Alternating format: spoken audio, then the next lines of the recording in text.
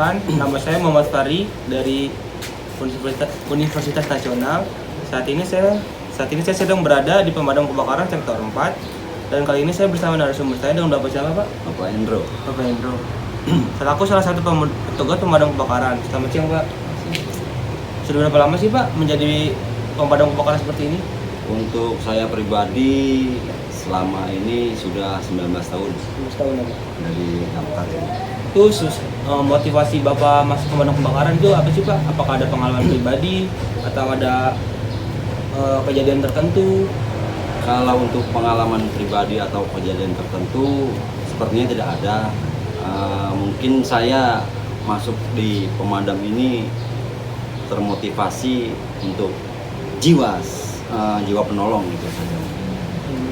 Setelah beriringnya waktu, saya mengetahui lebih mendalami lagi ke pemadam ini, jadi saya lebih tahu apa yang harus saya lakukan selama di pemadam ini. Terus bagaimana tuh respon Bapak dan tim Bapak saat mendapatkan laporan kejadian kebakaran nih, Pak? Terus lalu langkah-langkahnya seperti apa saja, dan waktu dari lokasi Bapak sekarang sampai ke tujuan itu berapa lama ya, Pak? Paling lama? Untuk respon time saya berikut anggota saya itu kurang lebih 5 menit. 5 menit harus sudah ready, kita meluncur ke TKP. Untuk sampai TKP kita maksimalkan, ya mungkin karena ini berada di Jakarta yang harus lalu lintasnya padat. Yang jelas untuk time responnya kita maksimalkan secepat mungkin. Itu aja. Itu ada langkah-langkah pasti, Pak, seperti kayak habis dapat laporan nih kita harus bagi tugasnya buat ntar kamu bagian ini gini, Pak. Kalau langkah-langkah sebetulnya ada. Sebelum nyampe TKP kita melakukan pre-size up. Pre-size up itu kita tentukan apa yang harus kita gunakan di TKP, nozzle berapa in kita yang gunakan, 2,5 in atau 1,5 in. Mungkin itu langkah-langkah yang saya lakukan dengan anggota saya berada di TKP. Terus bagaimana tuh jika kebakaran itu di kawasan padat penduduk nih, Pak? Apakah ada langkah khususnya sih? Kalau langkah khusus biasanya namanya di tempat-tempat pemukiman padat itu ya secepat mungkin kita respon time-nya itu harus ada. Kita juga perlu koordinasi dengan jajaran samping apa yang harus kita lakukan, karena ini kan rawan namanya padat hunian. Kita juga harus bisa koordinasi dengan jajaran samping apa yang harus kita lakukan selama kita dalam proses pemadaman. Itu yang jelas. Kalau kita kerja, kita tetap apa yang harus kita lakukan, kita lakukan. Tidak lupa pula kita koordinasi dengan jajaran samping yang mungkin untuk ketenangan warga setempat juga tidak terjadi kerusuhan. Itu jajaran samping itu seperti RT RW, Pak? Untuk jajaran samping itu seperti adanya Satpol PP atau Koramil, mungkin juga tiga pilar itu ada. Ya. Terus lalu bagaimana komunikasi Bapak dan tim Bapak tuh saat menangani kasus kebakaran itu, Pak? Kalau untuk komunikasi yang jelas saya dengan anggota dituntut untuk selalu siap. Apapun yang terjadi kita siap. Dan tak lupa pula jaga keselamatan. Kita APD juga harus selalu digunakan, dari atas kepala sampai ujung kaki harus lengkap, karena apa yang kita hadapi di depan kita tidak tahu bahaya api yang bagaimana. Pokoknya yang jelas untuk safety itu harus diutamakan. Terus bagaimana Bapak melindungi rekan tim Bapak tuh dalam situasi kebakaran yang besar? Kalau untuk melindungi yang jelas komunikasi jangan sampai terputus. Karena apa? Kalau komunikasi terputus, otomatis kita tidak tahu anggota kita ada di mana, apa yang dia kerjakan. Itu mungkin yang terjadi apabila tidak ada komunikasi antara mungkin kepala regu dengan anggotanya. Itu komunikasi itu seperti pembagian informasi apa gimana? Kalau untuk pembagian informasi sepertinya sudah dilakukan sebelum kita nyampe di TKP, gitu. Kalau untuk sudah di TKP, yang jelas keselamatan harus diutamakan. Jangan sampai kita menyelamatkan orang Tapi dirinya nggak tetapi selamat, diri ya? kita tidak selamat.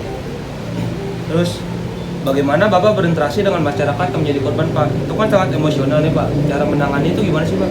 Yang jelas seperti yang saya bilang tadi, untuk komunikasi kita tidak lupa berhubungan langsung dengan jajaran samping. Nah, mungkin jajaran samping itu yang mungkin bisa menenangkan warga ataupun yang punya Korban itu ya? korban itu sendiri. Sedangkan kita kerja menurut apa yang SOP kita kerjakan. Berarti nggak ada sangkut pautnya buat nenangin para korbannya yang terkena musibah tuh ya, yang korban rumahnya kebakaran ya? Memang sih ada. Yang jelas untuk korban sendiri kita tenangkan. Bagaimana caranya semaksimal mungkin kerugian yang diderita kita maksimalkan agar tidak lebih melebar. Oh, Gitu. iya. Biar nggak ke rumah masing Iya, yang lain-lain nih, betul. warga yang lain. Yang menjalar. Iya. Terus kan tugas pemadam itu berat nih Pak. Resikonya tuh bahaya juga, seperti gas beracun, ledakan, puing runtuh. Bagaimana cara Bapak mempersiapkan diri dalam situasi seperti itu Pak? Untuk mempersiapkan dirinya, sepertinya kita sudah dilakukan sebelum kita masuk di pemadam. Pertama-tama kita fisik harus siap, pelatihan juga harus siap. Itu makanya namanya masuk pemadam tidak main-main. Karena apa? Karena itu taruhannya nyawa. Terus Kita punya semboyan lebih baik bermandikan keringat daripada bermandikan darah. Terus bisa Bapak ceritakan kisah sukses Bapak dalam memadamkan api dan penyelamatan yang lainnya Pak? Kalau untuk suksesnya ya mungkin pemadaman yang tadinya mungkin bisa melebar sehingga tidak bisa melebar, yang mungkin tadinya bisa lama ataupun berangsur-angsur dapat kita padamkan terlebih dahulu gitu aja. Yang jelas untuk meminimalisir untuk api itu supaya tidak melebar. Terus selain memadamkan api itu ada penyelamatan lain nggak sih Pak? Seperti kayak diserang tawon,